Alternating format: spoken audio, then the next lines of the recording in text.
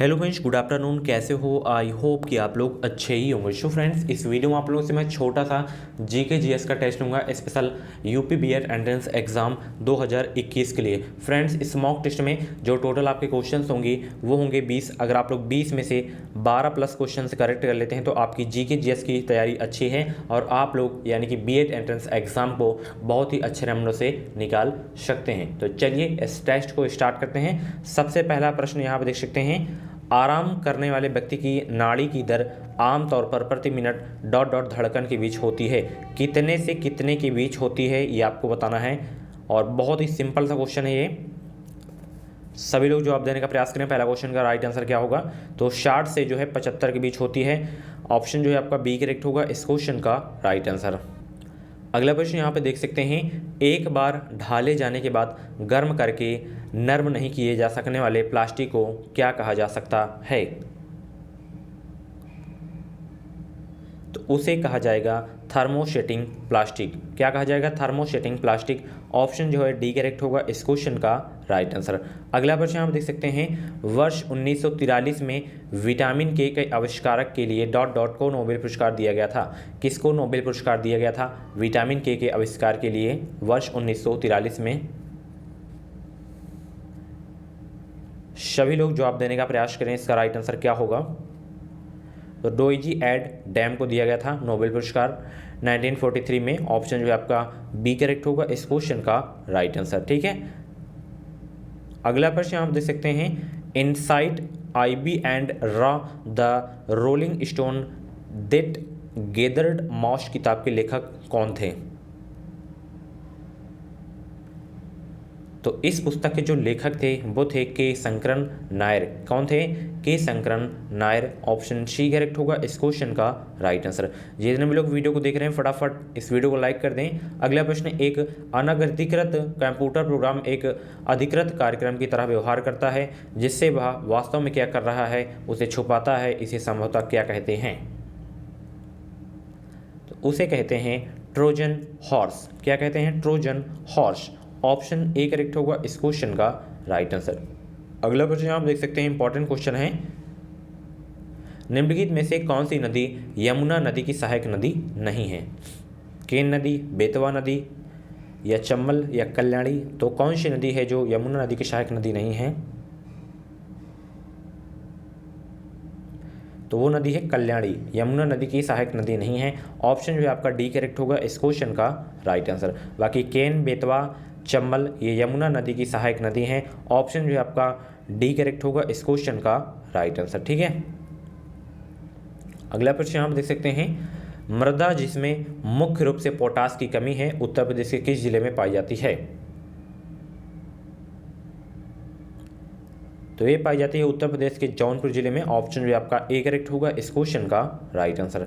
अगला प्रश्न, उत्तर प्रदेश का निम्नलिखित में से कौन सा जिला बुंदेलखंड क्षेत्र का हिस्सा है? महोबा देखिए बुंदेलखंड क्षेत्र का हिस्सा है। ऑप्शन सी करेक्ट होगा इस क्वेश्चन का राइट आंसर। अगला प्रश्न हम देख सकते हैं, अशोक स्तंभ में उत्कीर्ण किए हुए शेर का मुख जिस भारत सरकार द्वारा राष्ट्रीय प्रतीक के रूप में अपनाया गया है के संग्रहालय में संरक्षित है? किसके संग्रहालय में संरक्षित है ये आपको बताना है। तो ये संरक्षित है सारनाथ में। ऑप्शन जो है आपका बी करेक्ट होगा इस क्वेश्चन का राइट आंसर। अगला प्रश्न आप देख सकते हैं, चंदेल शासक के दौरान उत्तर प्रदेश का निम्नलिखित में से कौन सा क्षेत्र जीजक भक्ति या जय होटी के नाम से जाना जाता है? तो बुंदेलखंड को जो है जाना जाता है। ऑप्शन जो है बी करेक्ट होगा इस क्वेश्चन का राइट आंसर। अगला प्रश्न आप देख सकते हैं, उत्तर प्रदेश को महिलाओं से संबंधित पहली पत्रिका डॉट डॉट 1874 ईस्वी में प्रकाशित करने का श्रेय जाता है जिसके संपादक भारतेंदु हरिश्चंद्र थे? किसके संपादक भारतेंदु हरिश्चंद्र थे आपको बताना है। तो बाल बोधनी के संपादक भारतेंदु हरिश्चंद्र थे। ऑप्शन ए करेक्ट होगा इस क्वेश्चन का राइट आंसर। अगला प्रश्न आप देख सकते हैं, प्रसिद्ध सितार वादक नवाब इनायत खान उत्तर प्रदेश के डॉट डॉट किससे संबंधित थे ये आपको बताना है। एटा से, इटावा से, औरैया से, फिरोजाबाद से?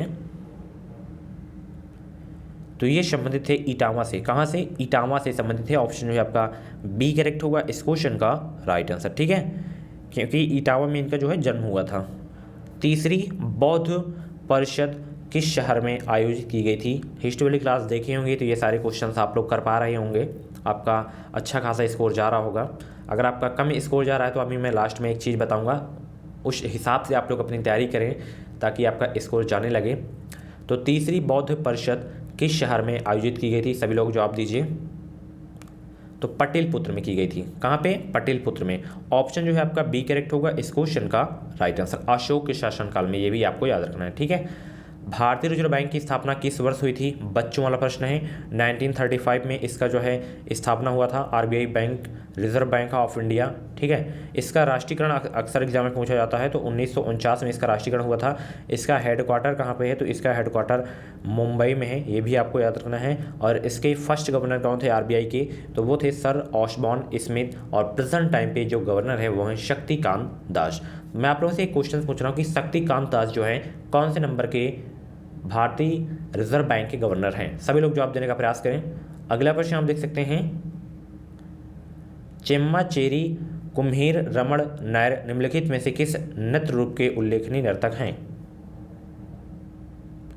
तो ये है कथकली के। कथकली कहाँ का है? केरल का है। ऑप्शन जो है आपका ए करेक्ट होगा इस क्वेश्चन का राइट आंसर। यक्षगान कर्नाटक का हो गया। ये चारों नृत्य आपको याद रखना है, एक बार फिर से आपको बता दे रहा हूँ। कथकली केरल का हो गया, उसके बाद मोहिनीअट्टम भी केरल का हो गया, यक्षगान कर्नाटक हो गया, भरतनाट्यम तमिलनाडु राज्य का हो गया। अगला प्रश्न है, भारत के संविधान का निम्नलिखित में से कौन सा भाग नागरिकता से संबंधित है? मोस्ट इंपॉर्टेंट क्वेश्चन है। पॉलिटी की अभी क्लास चल रही है, अगर आप लोगों से पॉलिटी के क्वेश्चन गलत हो रहे हैं तो डेली आप लोग पॉलिटी क्लास देखना मत भूला करें। कौन सा भाग नागरिकता से संबंधित है? तो भाग सेकंड जो है नागरिकता से संबंधित है। ऑप्शन जो है आपका बी करेक्ट होगा इस क्वेश्चन का राइट आंसर। कितने आर्टिकल थे? कितने आर्टिकल का? 5 से 11 नागरिकता से संबंधित है, ठीक है। अगला सवाल यहाँ पे देख सकते हैं, भारत के संविधान के अनुच्छेद 24 के तहत कितने वर्ष से कम आयु के बच्चे को किसी कारखाने में काम करने के लिए नियोजित नहीं किया जा सकता? ये सारे के सारे क्वेश्चंस मैं करवाऊंगा आप लोगों के लिए, बेहतरीन तैयारी करवाऊंगा आपकी। तो 14 वर्ष से जो है कम आयु के बच्चों को किसी कारखाने में या जोखिम कार्य को जो है अनुच्छेद 24 के तहत नहीं करवाया जा सकता है। ऑप्शन जो है ए करेक्ट होगा इस क्वेश्चन का राइट आंसर। भारत के संविधान का निम्नलिखित में से कौन सा अनुच्छेद राष्ट्रपति के चुनाव की प्रक्रिया से संबंधित है? यहाँ पर देख सकते हैं आप लोग, पॉलिटी के क्वेश्चन लगातार लगाए गए हैं, तो पॉलिटी आपको बहुत ही पढ़ना जरूरी है। कम से कम 5 से 6 क्वेश्चन आपके पॉलिटी के आएंगे जीके जीएस में, चाहे आपकी जो भी स्ट्रीम हो, तो आपको पॉलिटी पढ़ना मस्ट है। तो भारत के संविधान का निम्नलिखित में से कौन सा अनुच्छेद राष्ट्रपति के चुनाव की प्रक्रिया से संबंधित है? अभी मैं राष्ट्रपति के बारे में नहीं पढ़ाया हूं, तो अनुच्छेद 55 जो है राष्ट्रपति के चुनाव से संबंधित है, ठीक है। अगला प्रश्न आप देख सकते हैं, निम्नलिखित में से कौन, क्या है? निम्नलिखित में से कौन भारत में, एक मिनट, भारत में पहली लोकसभा के उपसभापति थे? भारत में पहली लोकसभा के उपसभापति कौन थे? तो वो थे एम अनंत शयराम अयंगर। ऑप्शन जो है आपका सी करेक्ट होगा इस क्वेश्चन का राइट आंसर। यहाँ पे उपाध्यक्ष का पूछा जा रहा है, अगर अध्यक्ष केवल पूछे तो जीवी मालवंकर हो जाएगा, ठीक है। अगला प्रश्न जो कि इस वीडियो का लास्ट प्रश्न है, यहाँ पे देख सकते हैं कि भारत के संविधान का अनुच्छेद 66 किससे संबंधित है? तो अनुच्छेद 66 जो संबंधित है उपराष्ट्रपति के चुनाव से संबंधित है। ऑप्शन जो है आपका बी करेक्ट होगा इस क्वेश्चन का राइट आंसर। सो फ्रेंड्स, ये थे जीके जीएस के टॉप 20 क्वेश्चन। इन 20 क्वेश्चंस में से आपके जितने भी क्वेश्चंस करेक्ट हुए हैं तो आप लोग अपना नाम स्कोर जरूर बताइएगा। अगर आपका जो है 10 से कम स्कोर गया हो तो आप लोग हमारा क्रैश कोर्स ले सकते हैं। इस क्रैश कोर्स में इतने क्वेश्चंस हैं यानी कि ज़्यादा आप लोगों को मतलब इसमें बोझ भी नहीं होगा। जितने क्वेश्चंस लगाए गए इसमें सिलेक्टेड क्वेश्चंस लगाए गए हैं, जो कि अगर आप लोग इन प्रश्नों को तैयार कर लेते हैं तो आपका जीके जीएस हो, चाहे वो रीजनिंग हो, चाहे वो हिंदी लैंग्वेज हो, चाहे सब्जेक्ट एबिलिटी के क्वेश्चन हो, अच्छा खासा स्कोर जाएगा सभी पार्ट में। तो इस कोर्स को ले लीजिए, चैप्टर वाइज इसमें क्वेश्चन मिलेंगे, हर सब्जेक्ट का क्वेश्चन मिलेगा, ऑब्जेक्टिव क्वेश्चन मिलेगा, हिंदी लैंग्वेज में मिलेगा। मात्र 99 रुपये में आप लोग अपनी घर बैठे तैयारी कर सकते हैं PDF के थ्रू। इस वीडियो के डिस्क्रिप्शन बॉक्स में लिंक है, जब आप लोग लिंक पे क्लिक करेंगे तो उसमें आपसे नाम, मोबाइल नंबर, ईमेल आईडी पूछा जाएगा। ईमेल आईडी वही दीजिएगा जिसका पासवर्ड आपको याद हो, क्योंकि ईमेल आईडी पे ही जो है PDF आएगी। उसके बाद पेमेंट करने के बाद डाउनलोड होके आ जाएगा। Thank you. ये वीडियो आपको कैसा लगा, टेस्ट में आपका कितना स्कोर गया, जरूर बताइएगा कमेंट बॉक्स में। ऐसे ही और भी अगर आपको टेस्ट की वीडियोस या प्रैक्टिस सेट की वीडियोस या बीएड एंट्रेंस एग्जाम का प्रीवियस पेपर्स देखना है, जीके टॉपिक वाइज क्लास देखनी है, तो आप लोग प्लेलिस्ट में जाके देख सकते हैं। अलग अलग प्लेलिस्ट हैं, तो जाके देखिए और अपनी बेहतरीन तैयारी करते रहिए। अगर आपको फ्री सीट लेना है तो आप लोग इस चैनल से जुड़िए, चैनल को सब्सक्राइब करके बगल में बेल आइकन को ऑल पेपर्स के लीजिएगा। Thank you.